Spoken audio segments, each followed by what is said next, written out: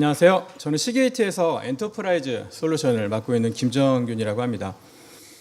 저는 이번 세션에서 AI 인프라에서 과연 하드 드라이브가 무슨 관계가 있을까, 거기에 대한 이야기를 좀 해볼까 해요. 근데 좀 들어가기 앞서서 제가 이 목감기에 걸렸다고 회복을 하는 과정이다 보니까 목소리가 조금 고르지 않더라도 양해를 먼저 부탁드리겠습니다. 그럼 한번 시작을 해볼까요? 인공지능이라고 하면 어쩌면 인류가 컴퓨터를 개발하고 난 이후에 가장 궁극적인 목표가 아니었을까 싶어요. 그런데 그게 처음에는 그다지 성공적이지는 못했던 것 같습니다. 우리가 볼 때는 별거 아닌 사진들이죠. 고양이랑 뭐 아이스크림, 강아지랑 빵. 그런데 이것들을 정말 신기하게도 컴퓨터들은 한때 비교적 최근까지 구분을 할 수가 없었어요. 처음에는 과학자들이 로직을 설정을 하고 난 다음에 이걸로 판단하게끔 유도를 했었죠. 귀가 뾰족하고 꼬리가 길면 고양이야. 다리가 4개고 눈이 까맣고 코가 까마면 강아지야. 이런 식으로 이제 로직을 부여를 하고 판단을 하게끔 유도를 하려고 했는데 그게 잘 안 된다는 걸 비교적 최근에 깨달았습니다. 그래서 이제 어떻게 됐죠? 안 되겠다. 고양이 사진을 그냥 보여주자. 아주 많이. 강아지 사진을 아주 많이 보여주자. 사람이 정말 멋있게 번역을 한 문장들을 그냥 많이 보여주자. 이런 식으로 이제 바뀌게 됩니다. 그래서 이세돌 씨랑 알파고랑 그 대국을 했었죠. 저때 당시에 알파고는 한 2,700만 개 정도의 기보를 학습을 했었습니다. 그 결과 이세돌 씨가 겨우 한 번을 이길 수가 있을 정도로 아주 막강한 실력을 보여줬었어요. 사람들이 AI에 대해서, 인공지능에 대해서 아주 그 지대한 관심을 갖게 줬던 그 챗GPT-3. 이때는 무려 5천억 개에 달하는 그런 매개 변수를 학습을 했었습니다. 이쯤 되니까 이제 우리는 뭐 챗GPT랑 대화도 할 수 있는 수준이 거의 된 것 같아요. 최근에 이제 수능 시험이 있었는데 수능 시험에서도 인터넷 끊어버린 다음에 자체적인 것만 갖고 시험을 치르게 해도 꽤 좋은 성적을 낼 수 있을 정도로 이제는 인공지능이 제대로 된 기능을 하는 것 같습니다. 자, 그래서 이제 비로소 AI라고 하는 이런 용어들이 이제 우리 주변에 정말 흔하게 보이게 됐어요. 세상에 온데 다 AI입니다. 모든 솔루션들 우리 눈에 보이지 않건 보이건 다 AI가 다 접목이 돼 있어요. 제가 당근에다가 물건을 팔려고 사진을 올렸더니 사진을 분석을 해가지고 제가 판매를 하려는 사진에 그 물건들을 자동으로 입력을 해주는 그런 정도에까지 이르렀습니다. 이제 이 AI. 머신러닝에 기반한 이런 AI를 이루는 여기에 대한 지대한 공헌을 한 공로상을 한번 수상을 한번 해보겠습니다. 그 첫 번째 공로는 누구한테 주면 좋을까요? 아마 여기 이 자리에는 엔비디아의 GPU에다가 할당을 하는 거에 그렇게 큰 이견이 없을 것 같아요. 그죠? 그럼 두 번째 공로상은 누구한테 주면 좋을까요? 두 번째. 여기에도 아마 그 HBM 메모리라던가 NVMe SSD 같은 이런 매체에다가 이렇게 공로상을 주는데 그렇게 뭐 반대를 하지 않으실 것 같습니다. 그럼 세 번째 공로상은 누구한테 주면 좋을까요? 세 번째 공로상. 아마 몇 년 전이면 좀 이견이 있을 것 같은데 저는 그래도 이제 세 번째 공로상쯤 되면은 그땐 여기다가 하드 드라이브를 주고 싶어요. 그러면 이제 이쯤 되면 야 무슨 말도 안 된다. AI 같은 이런 고성능 이런 인프라에 하드 따위가 웬 말이냐. 이제 이런 생각을 좀 하실 수 있을 것 같은데 자 한번 살펴보겠습니다. 기업의 지금 현재 가치 그리고 미래 가치를 보여주는 가장 대표적인 척도가 한 가지 있습니다. 바로 주가죠. 그럼 지난 1년간에 한번 엔비디아 주가를 한번 살펴볼까요? 이미 높았던 주가였기도 하지만 뭐 트럼프 관세 이후로 계속 쭉쭉쭉 올라가고 있는 거를 보실 수가 있어요. 그러면은 하이닉스, HBM 메모리로 엄청 유명해졌죠. 하이닉스. 뭐 미국 장은 아니기는 하지만 그래도 뭐 이렇게 쫙쫙쫙 많이 우상향하는 거를 보실 수가 있습니다. 여기 계신 분들도 하이닉스 주식을 갖고 계셨기를. 그럼 뭐 시게이트, AI랑 전혀 관계가 없을 것 같은 시게이트는 어떨까요? 시게이트 주가 한번 볼까요? 엔비디아보다도 더 많이 올라가고 있어요. 한때 50불이었었는데 지금 막 290불 막 이렇게 하고 있어요. 과연 왜 그럴까요? 하드 드라이브가? 지금의 그 시게이트는 S&P 500 지수에서 AI를 테마로 한 그런 회사들 있지 않습니까? 그런 데서 단연 인기주로 지금 등극을 했어요. 요즘 하드 드라이브는 그 공급이 수요를 따라가지 못합니다. 그래서 매주 가격이 올라가고 있어요. 믿어지지 않지만 매주 올라가고 있고 지금은 저희 총판들은 하드 드라이브를 저희 받아가려면 1년 전에 피 올려야 돼요. 그럼 1년 후에 발주낸 것도 다 못 받을 수 있을 정도로 되게 지금 공급이 수요를 절대로 따라가지 못하는 그런 지경에 이르렀어요. 이게 왜 이럴까 한번 생각을 한번 해보면 수년 전에 이제 그 각종 회사들이 그 AI 인프라를 꾸미고 뭐 추론이나 학습을 통해서 여러 가지 그런 개발 인프라를 구축해냈는데 그때 학습된 결과 그런 정보들 다 어디에 저장이 되고 있을까요? 뭐 어떤 고객들은 그것도 플래시 기반의 QLC 같은 이런 데다가 저장을 뭐 하고 있을 수도 있지만 이런 고성능 스토리지는 다시 비워지고 그 다음에 또 다른 추론을 위한 그런 원본 데이터로 채워집니다. 더 오래 보관할 그런 데이터들은 지금 상당히 많은 부분들이 전부 하드드라이브로 가고 있어요. 그런 것들이 하드드라이브 같은 이런 저장 매체의 어떤 수요를 폭발적으로 증가를 시키고 그 결과가 앞에 보셨던 지금 보고 계신 그런 주가의 이런 결과이지 않을까 싶습니다. 한때는 세상의 모든 데이터가 다 하드드라이브에 저장이 되던 세상도 있었습니다. 그런 시절 그때는 고성능 하드드라이브랑 대용량 하드드라이브 두 가지가 있었어요. 뭐 15,000rpm, 10,000rpm 이런 거. 그런데 SSD가 시장에 등장을 하면서 이 고성능 하드드라이브 시장을 완전히 대체를 했어요. 네, 대체를 했습니다. 근데 이걸로 끝나지도 않았어요. SSD가 용량이 더 커지고 공급 가격이 훨씬 더 낮아지면서 이제는 고성능 영역뿐만 아니라 이런 대용량 저장을 많이 하는 이런 부분에서도 점점 더 SSD가 많이 쓰게 됐고 그 결과 뭐 요즘에 서버에서 하드드라이브 들어가는 서버는 아마 저도 심지어 찾아볼 수 없을 정도로 SSD가 보편화가 됐습니다. 이쯤 되면 야 이제 뭐 SSD가 하드드라이브 대체하는 거는 뭐 시간 문제 아니겠냐 이제 이런 이야기들이 이제 서서히 나오기 시작을 하게 되는데 자 하드드라이브가 정말 없어질 것 같죠. 근데 좀 더 다시 본다면 조금 입장이 다릅니다. 좀 더 몇 발자국 뒤에서 본다 그러면 세상에서 저장되는 데이터의 한 20%가 조금 안 되게는 SSD에 저장이 되지만 여전히 80% 넘게는 하드드라이브에 저장이 돼요. SSD 하드드라이브 되게 매체 간의 장단점이 되게 극명합니다. 스루풋과 응답 속도를 관점에서 본다 그러면 SSD는 뭐 하드랑 비교할 수조차 없어요. 그냥 지금으로서는 정답입니다. 그렇죠? 하지만 SSD는 운영 온도에 상당히 민감하고 정기적인 충격에는 상당히 취약하고 그리고 읽고 쓰기가 빈번하게 일어나는 상황에서는 심지어 하드드라이브보다 전력을 더 많이 써요. 안 그럴 것 같지만 훨씬 더 많이 씁니다. 하드드라이브는 어떨까요? 성능? 그래 솔직히 말씀드리면 SSD랑 비교할 수준도 안 되죠. 하지만 시퀀셜 데이터 액세스인 관점에서 볼 때는 그땐 뭐 나름 꽤 괜찮고 그리고 도입 비용을 고려할 때는 역시 SSD보다 한 6배 이상 더 큰 용량을 제공을 합니다. 그리고 데이터의 안전성, 보존성 이런 관점에서 볼 적에는 그때는 반도체 드라이브보다 훨씬 더 뛰어난 그런 안정성을 가지고 있어요. 그래서 이거는 뭐 어느 새로운 한 매체가 나머지 하나를 완전히 대체한다기보다는 그 매체의 특성을 잘 이해를 하고 거기에 맞게끔 데이터 내지는 워크로드를 잘 적절히 할당을 하고 걔네들을 잘 아우를 수 있을 때 그때 어쩌면 더 훨씬 낮은 도입 비용만으로도 하지만 더 안정적이고도 뛰어난 성능의 스토리지를 구현할 수 있지 않을까 싶습니다. 그럼 한번 저는 그래도 하드드라이브 없으니까 하드드라이브에 대한 얘기를 잠깐 한번 해볼게요. 하드드라이브는 어쩌면 우리 주변에서 볼 수 있는 기계장치 중에서 가장 정교한 장치일 것 같아요. 그 정교함 한번 보자면 지면에서 1mm를 떠서 25초에 한 번씩 지구를 돌면서 땅 위에 나 있는 플립의 개수를 세는 그런 장치가 만약에 있다고 쳤을 때 걔를 딱 축소해서 손바닥 위에 올려놓으면 딱 지금 보고 계신 하드드라이브가 작동하는 모습일 것 같아요.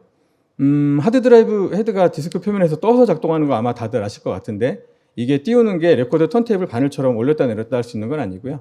디스크를 빠르게 회전을 시키면 그 표면에 미세한 기류가 생깁니다. 그 기류 위에 탁 얹혀져서 비행기 날개처럼 찰랑찰랑 떠서 기록을 하게 되는데 요즘 고성능 하드드라이브, 고용량 하드드라이브는 뜨는 높이가 한 5나노미터 정도. DNA 두 가닥 정도 떠서 작동을 합니다. 그래서 여기에는 데이터를 쓰는 영역, 그리고 데이터를 읽는 영역, 맨 위에 히터가 있습니다. 데이터는 저렇게 수직으로 기록이 되는데 5나노미터까지는 기계적으로 띄울 수 있어요. 근데 우리는 더 이거보다 가까이 붙여야 데이터를 더 많이 쓸 수 있습니다. 더 가까이 붙일 때 저 히터를 켜게 되고요. 저렇게 되면 이제 저 헤드가 좀 팽창을 하면서 한 1나노미터까지 물 분자 3개 정도 높이까지 떠서 기록을 하게 돼요. 하드드라이브를 운영할 때 가장 중요한 거 우리 잘 모르겠지만 진동과 열인데 그 중에서 가장 중요한 게 바로 진동입니다.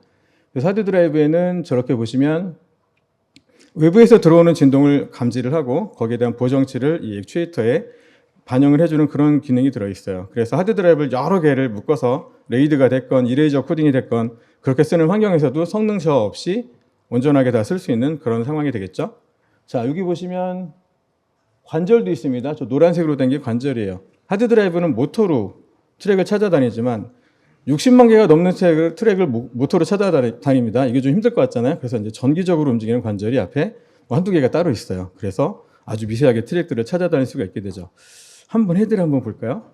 저 동그라미처럼 저 녹색 저 부분을 뒤집어 볼 텐데 이렇게 생겼어요. 하드드라이브 헤드는 슬라이더라고 하는 저 부품 안에 심어져 있습니다. 저 슬라이더 때문에 이제 이 헤드가 디스크 표면에서 뜨게 돼요. 자, 슬라이더. 근데 매우 역설적이게도 이 슬라이더는 첨단의 반도체 기술을 가지고 생산합니다. 뭐 하드드라이브는 기계 같고 SSD는 반도체 같고 이런 느낌이라기보다는 정말 뛰어난 반도체 기술이 있는데 빠른 응답 속도가 필요한 경우에는 반도체 안에 전자를 저장할 수 있는 공간을 만들고 그걸로 SSD, 낸드 플래시로 구현을 하는 것이고 더 큰 저장 용량이 필요한 경우에는 거기에 자기장을 뿌릴 수 있는 그런 기능을 심어서 자기 디스크에 기록을 한다. 이런 정도로 보시면 딱 좋을 것 같습니다. 한 장 만드는데 상당히 시간이 오래 걸리죠. 그래서 이제 이것들이 완성이 되고 나면 재단을 해요. 딱딱 자르면 이제 이런 모습을 하게 될 텐데 표면에 보시면 되게 재밌는 어떤 무늬가 있습니다. 저 무늬가 하드드라이브 아까 5나노미터 띄우게 만드는 가장 중요한 요소가 돼요. 디스크가 회전하는 속도, 그리고 드라이브 안에 채워져 있는 기체의 밀도, 그리고 슬라이드에 새겨져 있는 저 ABB 패턴, 이 세 가지가 적절히 조화를 이루게 되면 그때 이제 원하는 높이로 띄울 수가 있게 됩니다. 이렇게 보니까 슬라이드 엄청 커 보이잖아요. 근데 이거는 매우 작습니다. 이번에는 얼마나 작은지 한번 볼게요. 25배로 확대를 한 개미랑 25배로 확대를 한 슬라이더입니다. 이제 개미의 겹눈이랑 그 다음에 슬라이더에서 저 읽고쓰기 헤드, 우리는 이제 트랜스듀서라고 얘기를 하는데 트랜스듀서가 있는 위치를 10배씩 확대를 해보겠습니다. 250배고요.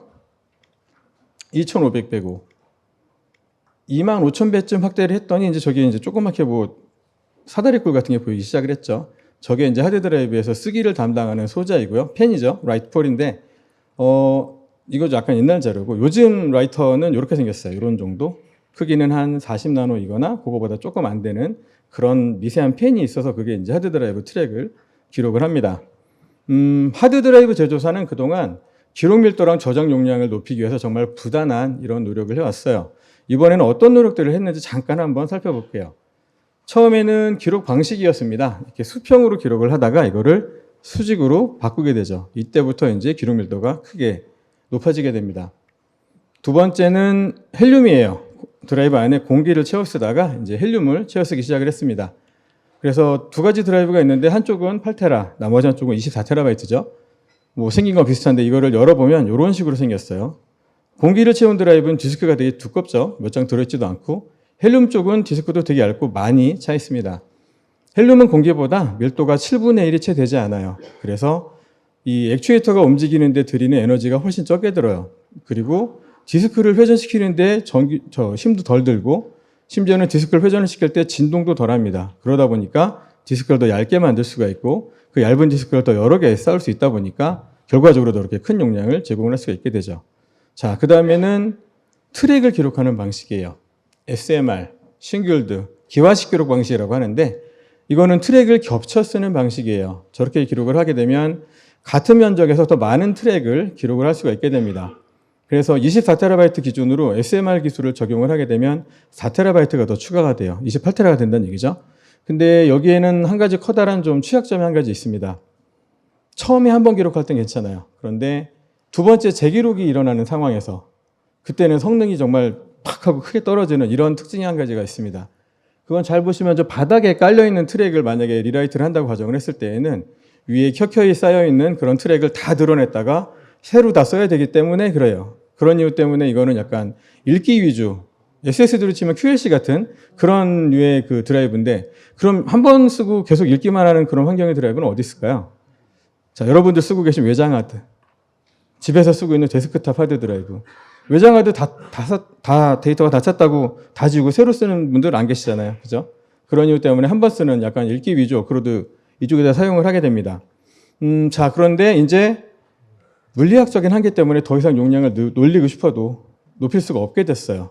그래서 이제 그 용량을 더 늘리려면 전에 없는 그런 기술이 필요합니다. 여기 그래프 보시면 이렇게 높이 쫙쫙 올라가는 저런 기술, 그 기술을 저희 시게트가 상용화를 해서 이제 시장에 출시를 했고요. 그 기술은 바로 해머 열 보조 자기 기록 방식입니다. 이거는 아까 보셨던 슬라이더에서 디스크 표면에 한 400도 정도 되는 가열을 해서 데이터가 기록되는 표면적을 순간적으로 확 줄여주는 그런 기술이에요. 그래서 실제로도 보면 저렇게 헤드 위에서 슬라이더에서 이제 레이저가 켜지는 걸 보실 수가 있고요. 슬라이드 앞에도 보시면 레이저를 조사를 해주는 저 일종의 총이죠. 그 총이 달려있는 걸 보실 수가 있어요. 그래서 자, 하드드라이브가 저희가 공급하는 여러 개의 SQ 하드드라이브는 평균을 내보면 대충 한 16테라쯤 하는데 이제부터는 30테라 하드가 출시가 됐습니다. 야, 그래봐야 뭐 하드드라이브가 30테라 나온 게 다 아니냐 이렇게 보실 수 있는데 매우 큰 차이가 있어요. 바로 전력입니다. 같은 용량을 저장하는데 이제는 전력이 훨씬 더 적게 들어. 이런 고밀도 하드드라이브가 적용이 되고 나면. 그래서 그동안의 하드드라이브의 기록 밀도는 되게 젠거룸으로 조금씩 늘어왔어요. 뭐 디스크 한 장당 2테라, 2.2테라, 2.4테라. 2.4테라짜리 10장 쌓으면 이제 24테라가 나오는 건데 해머 드라이브, 해머 기술을 적용한 이후로는 이제부터는 좀 성큼성큼 나가게 됩니다. 한 장당 3테라, 4테라, 5테라 이렇게 돼요. 자, 그럼 저기서 모자이크는 저희가 해머 기술에 부여를 한 일종의 브랜드고요. 그래서 디스크 한 장당 3테라가 기록이 되는 경우에는 모자이크 3, 4테라가 기록이 되는 경우는 4 플러스 이런 식으로 이제 앞으로 계속 나올 예정이에요. 이미 실험실에서는 3.5인치 드라이브 하나에 100테라 구현이 되는 게 이미 끝났습니다. 수율 문제예요. 생산하는 데 드는 비용 때문에 이제 차차히 나올 예정인데, 그래서 저희 같은 경우에는 디스크 10장에 읽고 쓰기 성능에 제한이 없는 그런 CMR 기술로 해머 기술을 적용을 해서 모자이크 기술을 적용해서 32테라가 이제 구현이 됐습니다. 경쟁사 같은 경우에는 디스크 11장에 SMR 기술을 적용을 해서 이제 32테라가 구현이 됐죠. 그러니까 이제 여기는 매우 큰 차이가 있어요. 제조사 입장에서 볼 땐.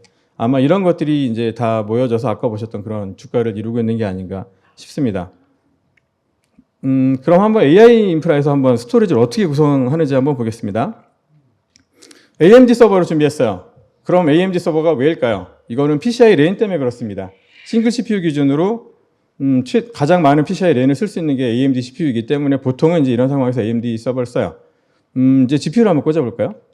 GPU는 하나에 16개의 PCI 랜을 사용을 합니다. 그럼 하나하나 꽂다 보면은 8개를 딱 꽂으면 이제 128개의 랜이 딱 끝나요, 점유가. 그래서 최대치로 구성을 한 GPU 서버가 이런 모습을 하게 되는 이유가 다 저 PCI 랜 때문에 그렇습니다. 자, 이제 그 학습이랑 추론에 필요한 서버를 준비했으니까 이번에는 스토리지를 한번 준비를 해봐야겠죠? 이번에 인텔 서버 준비했어요. 인텔이 원래는 랜이 한 80개 정도밖에 안 됐었는데 가장 최근에 출시된 CPU는 이제 일부 트림에 대해서는 뭐 128개 넘는 제품이 부분적으로 있어서 이제 인텔 CPU에다 이번에는 GPU 대신에 SSD를 꽂아보겠습니다. NVMe SSD를 꽂는데 NVMe SSD는 하나에 PCI 랜 4개씩 점유해요. 그러다 보니까 서버 하나에서 32개 딱 꽂으면 대충 끝납니다. 이걸로 스토리지가 되는 건 아니에요. 여기에 뭐 웨카라던가 해머스페이스 같은 초고성능 그 소프트웨어 디파인 스토리지 솔루션을 설치해서 구성을 하게 되면 이제 비로소 정말 빠른 스토리지가 만들어집니다. 여기에 뭐 NVMe 오버 패브릭이라던가 GPU 다이렉트 스토리지 같은 프로토콜을 쓰게 되면 오른쪽에 있는 저 이 빠른 스토리지 영역이 왼쪽에 있는 PCI 랜에 꽂혀져요. 랜에. 그래서 이 추론 서버들이 마치 자기 PCI 랜에 SSD가 추가로 붙은 것처럼 그런 효과를 얻게 되기 때문에 그래서 초고성능의 그런 스토리지가 구성이 됩니다. 그런데 모든 고객들이 이런 환경을 꾸미기는 쉽지 않아요. 저 라이센스도 정말 막대하게 비싸고 심지어는 뭐 일부 제품들은 1페타 아래로는 견적도 안 나오는 정도로 매우 비쌉니다. 그래서 상당히 정말 성능 우선, 예산은 얼마든지 이런 고객들은 뭐 쓸 수 있지만 많은 고객들은 좀 현실적으로 좀 어려운 면이 있어요. 그러면 그런 고객들은 GPU를 한 서버 8장 꽂는 것조차도 쉽지 않을 텐데 그러면 이제 남는 일부 꽂고 남는 자리에다 이제 NVMe SSD를 꽂을 수가 있겠죠. 그러면 이제 고성능 스토리지 영역이 추론 서버 안에 만들어집니다. 그렇겠죠. 그런 서버 여러 개를 돌리게 되면 뭐 아쉬운 대로 구성을 할 수가 있어요. 이제부터는 좀 더 큰 스토리지를 좀 더 좀 저렴하게 꾸밀 이런 상황이 됩니다. 이번에는 GPU 대신에 SAS 어댑터를 한번 꽂아볼게요. 그런 다음에 한번 하드를 꽂아보겠습니다. SAS 하드를 꽂을 때 SSD 좀 더 빠른 트림이 필요할 때는 여기에 SSD, SAS SSD를 꽂아서 약간 좀 고성능 티어링을 할 수가 있어요. 어댑터 한 장에는 1024개의 SAS 디바이스를 관장할 수가 있습니다. 용량이 엄청 커지겠죠? 이걸로 또 스토리지가 되는 건 아니고요. 저기다가 뭐 이제 저희는 고성능 그 NAS 솔루션 국산 제조사랑 같이 협업을 하고 있어요. 와이오가드 솔루션 같은 걸 쓰게 되면 이게 이제부터 고성능 NAS가 됩니다. 그럼 이제 여기에서 RDMA 기반의 NFS 프로토콜을 쓰게 되면 이때부터는 이제 아주 빠른 고성능 NAS가 돼서 역시 아까 보셨던 추론 서버에 연결이 돼요. RDMA는 인피니밴드에서 사용이 되던 그 CPU 오프로드 기술이에요. 그래서 CPU 클럭을 안 태우고서 데이터를 전송을 하기 때문에 성능이 한 최대치로 보면 한 4배까지도 일반 NAS에 비해서 나은 이런 기술인데 이게 이더넷에 이제 확대가 됐습니다. 그런 RDMA를 쓰게 되면 뭐 NAS가 생각보다 되게 빨리 나요. 그래서 사실 연구소나 대학들은 뭐 앞에 있는 뭐 백지, 이백지, 뭐 인피니밴드 이런 거 되게 어렵고 대부분은 이런 모양새를 많이 가지고 있어요. 실제로 가보면. 심지어는 RDMA도 안 쓰고 텐지 이더넷에서 그냥 일반 나스를 쓰는 경우도 상당히 많을 정도로 뭐 AI는 그냥 워크로드의 한 종류지 않습니까? 하지만 뭐 일부 추론하는 환경에서 되게 많은 빠른 성능이 필요하긴 한데 데이터셋의 크기라던가 아니면은 그들이 원하는 그런 어떤 전반적인 워크로드의 관점에서 볼 적에는 되게 차등으로 많이 구분이 되고 있어요. 그래서 뭐 SSD, NVMe SSD에 메카 같은 솔루션을 돌리는 게 늘 일어나는 일은 아니죠. 자, 저희 시게이트는 뭐 이런저런 기술을 다 바탕으로 해서 이제 스토리지를 공급을 합니다. 저희는 이제 세계 유수의 제조사들한테 OEM의 형태로만 공급을 하고 보다가 한 4, 5년 전부터 이제 저희 시게이트 자체 브랜드로 공급을 하기 시작을 했어요. 그래서 시게이트 스토리지 이러면 좀 되게 새롭고 낯설고 이러실 수 있을 것 같은데 하지만 상당히 많은 제조사들의 라벨을 달고서 수많은 데이터 센터에서 지금 이 순간에도 아주 많은 유닛들이 잘 운영이 되고 있기 때문에 그 안정성만큼은 네, 충분히 믿으셔도 좋을 것 같아요. 그래서 꽤 직관적인 모델명들 있죠. 그리고 뭐 단순한 확장할 땐 제이바에서 쓴다거나 센 스토리지를 뭐 레이드 컨트롤러 장착을 해서 센 스토리지를 구현한다거나 아니면 뭐 X86 서버를 장착을 해서 소프트웨어 디파인 스토리지 플랫폼을 만들 수 있습니다. 여기에서 가장 큰 특징이 하나 있어요. 저희 고밀도 샤시의 큰 장점이 있는데 거기에는 한 가지 이유가 있습니다. 자이라텍스라고 하는 IBM UK에서 분사되는 회사가 있었어요. 이 회사는 하드드라이브 테스트 장비를 전 세계 독점 공급하던 회사였었어요. 하드드라이브는 완성이 되고 나면 한 수주에 걸쳐서 전수 검사를 합니다. 최적의 상태에서 테스트를 해야지 양품이 나오겠죠. 저런 자이라텍스 하드드라이브 테스트 장비 회사를 저희 시게이트가 2014년에 인수를 하게 돼요. 장비 한 대에서 2,300개가 넘는 하드드라이브가 최적의 진동과 최적의 온도 환경에서 운영이 될 수 있는 그런 샤시 기술을 가지고 만든 게 저희 시게이트 고밀도 샤시예요. 하드드라이브를 뭐 100개, 200개 모아놓는 건 누구든 할 수 있지만 그렇게 모여있는 하드드라이브들이 성능 저하 없이 진동을 잘 감내해 가면서 제 성능을 내는 건 또 다른 이야기일 것 같아요. 그런 관점에서 볼 적에는 저희 그 고밀도 샤시가 아마도 하드드라이브가 운영이 되는 가장 좋은 환경이 아닐까 싶습니다. 하드드라이브 잘 안 쓸 것 같지만 이건 어떤 기념사진이에요. 저희 태국에 있는 공장의 기념사진인데 그때 당시에 106베이짜리 제이밭에 18테라 하드드라이브가 전부 다 채워져서 1550대 또 12베이짜리 제이밭에 18테라 하드드라이브가 전부 다 채워져서 1000대 용량으로는 한 3.1 엑사바이트가 한 분기에 하나의 CSP로 공급이 됐습니다.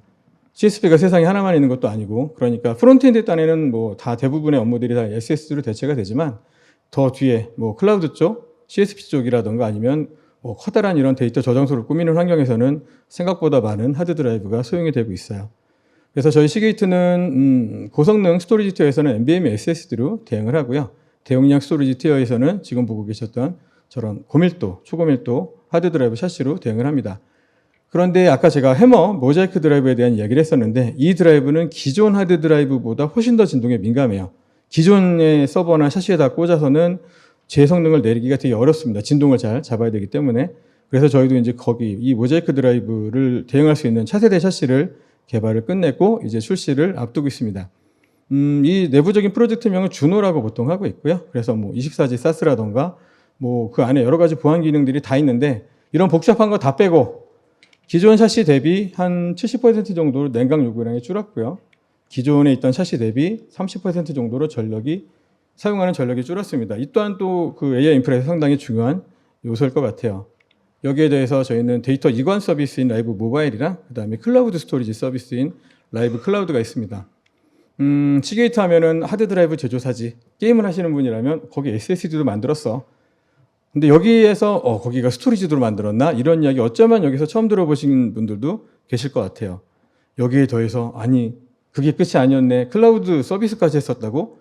시게이트가 알고 보면은 되게 다양한 솔루션을 가지고 있는 포트폴리오를 가지고 있는 그런 스토리지 솔루션 업체 정도로 지금 이 순간 이후로는 좀 기억을 해주시면 좋겠고요. 그리고 AI 인프라라고 해서 뭐 다 NVMe SSD로 꾸미는 이런 상황이 생각보다 적습니다. 대학교 같은 데 가보시면 의외로 다 일반적인 하드를 쓰는 게 사실은 훨씬 더 허다해요. 그리고 뭐 이제부터 차세대 하드 드라이브는 기존처럼 아무 보편적인 서버나 샤시에다 꽂아서는 제 성능이 안 날 수도 있겠네. 이제는 서버에다가 드라이브를 많이 장착해서 꾸미는 이런 고밀도로 꾸미는 거 이제는 끝났습니다. 전용 샤시를 구분을 해야 제 성능을 낼 수가 있을 것 같아요. 이 정도만 기억을 해주시면 좋을 것 같고요. 하이브리드 스토리지를 구성하는 데 있어서 더 궁금하시거나 관심 많으신 분들은 저 앞에 부스를 찾아주시면 저희가 성의껏 답변해 드리겠습니다.